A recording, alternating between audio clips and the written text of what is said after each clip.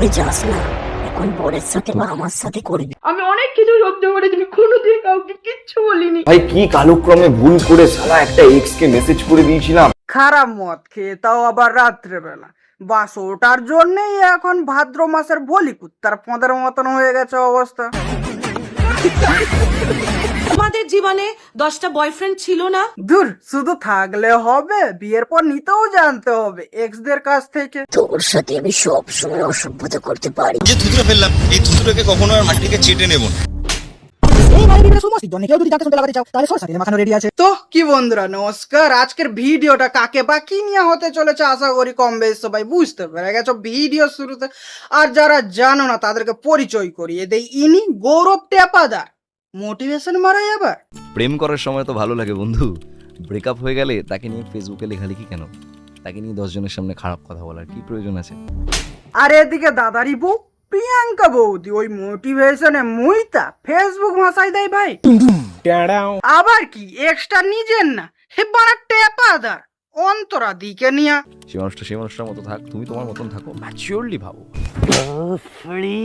যেভাবে ইনডাইরেক্টলি পোক করেছে প্রিয়াঙ্কা বৌদি, ওটা আমি শর্টকাটে বলে দিচ্ছি। দেখ অন্তরা, গৌরব টেপাদার পাশে বসে তুই তো শুধু বালটাই ছিঁড়েছিস রিল দেখে, আর আমাকে দেখ, রিল দেখার সাথে সাথে লাইক আর সাবস্ক্রাইবটাও করে দিছি। তার জন্য এখন আমাদের জয়েন বাটনটাও আসতে চলেছে। আর এই কথাগুলো ইনডাইরেক্টলি ভাবেই জানতে পারে আমাদের অন্তরাদি।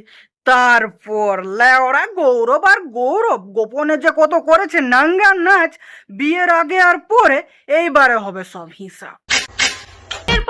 দিনের পর দিন এই মেয়ে ওই মেয়ে, এই মেয়ে ওই মেয়ে, এই মেয়ে ওই মেয়ে, এই মেয়ে ওই মেয়ে। পছন্দ মানুষের সময়ের সাথে সাথে বদলাতে থাকে।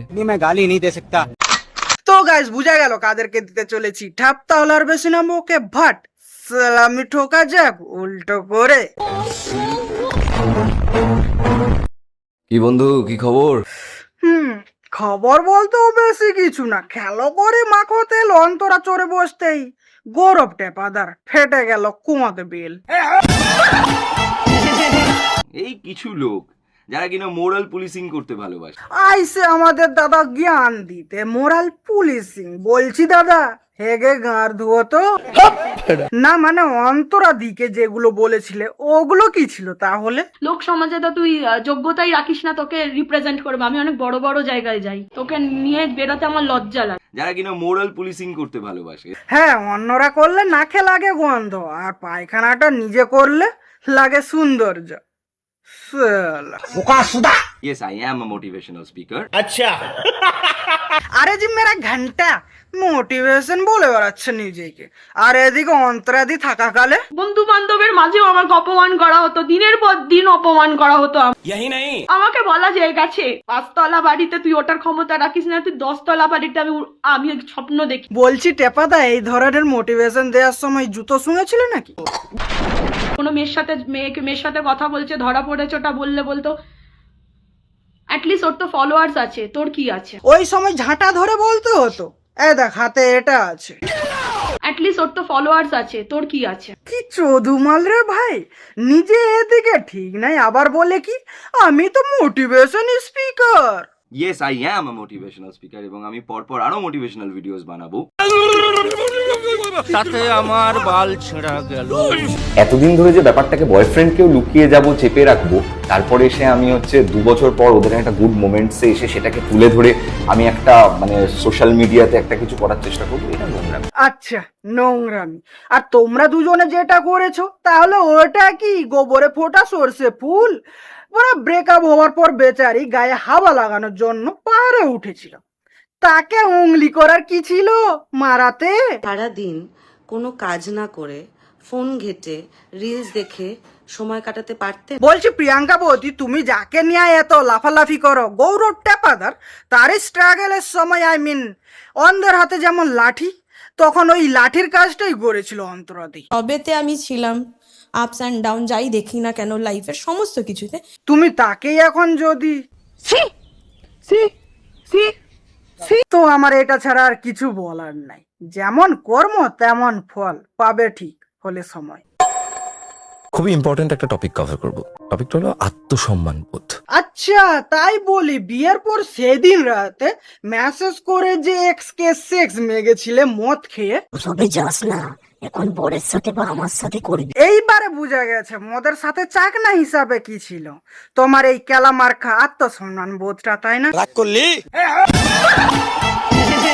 আচ্ছা মদ খেলে কি সমস্ত অন্যায় করে ফেলা যায়? সেদিন রাতে কি একটা খারাপ মদ খেয়ে ফেললাম। হ্যাঁ বানা, তুমি বড়শি নিয়ে অন্যের পুকুরে মাছ ধরতে যাবা আর সেটা দেখতে পেয়ে যদি পুকুরের মালিক ছুটে আসে বিছুতি পাতা নিয়ে, তখন গাঁড় বাঁচানোর জন্য না না দোষটা তো আমার না, সব বড়শির। আর এদিকে নিজের যে মাছ খাবার শখ, মনের চাহিদা, পেটের খিদা, ওগুলো কে বলবে? ফাটা কন্ডম থেকে 3-4 বার পড়ে যাওয়া ঠোপাদা। আমার যে লিগ্যাল ওয়াইফ, তাকে যেরকম জায়গা দিই, তাকে যেরকম সম্মান দিই, তোকেও কোনো অংশে ছোট করি না। আশা করি গাইজ তোমাদেরকে আর বোঝাতে হবে না, যার কাছ থেকে ফায়দা ওঠানোর থাকে তাকে আগে ভালো করে তেল মাখিয়ে সুসুরি দিতে হয়। তোর সাথে আমি সব সময় অসভ্যতা করতে পারি। তোকে না পেয়ে অ্যাকচুয়ালি তোর সাথে আমার ভালোবাসাটা অমর হয়ে গেছে। মদ খেয়ে মুতার আগে প্রেম নাকি অমর হয়ে গেছে, আর মুতার পর every time, every moment, every time ও ফোন করে করে টাকা চাইছে। বলছি দাদা, মুতার সাথে সাথে অমর প্রেমটাকেও ভাসিয়ে দিলে নাকি নর্দমায়? আমাদের কোনো স্টেটাসে যদি কারোর খারাপ লেগে থাকে তাহলে প্রথমত তো এটা জাস্ট আমাদের নিজেদের মনের কথা লেখা হয়েছে, কাউকে উদ্দেশ্য করে কিছু লেখা হয়নি। আশেপাশে এরকম বহু মানুষ দেখেছি, তারা শুধু অভিযোগই করে গেল এই মানুষটাকে নিয়ে। কাউকে উদ্দেশ্য করে বলা হয়নি গয়েস। তো আমিও কিছু কথা বলতে চাই। হাবাসকি টাটি টয়লেটে পড়ে থাকা গাড়া শ্যাম্পু, নির্লজ্জ তুমি, খারাপ কিছু মনে করো না, এটা আমার মনের কথা বলতেছি, কাউকে উদ্দেশ্য করে না। সালা। তো ভাই লোক, ভিডিওটা এতটাই পর্যন্ত কেমন হয়েছে বা কেমন লেগেছে কমেন্ট করে জানিও। আর হ্যাঁ, ভিডিওটা যদি ভালো লেগে থাকে অবশ্যই সাবস্ক্রাইবটা করে দিও। চলো বাই।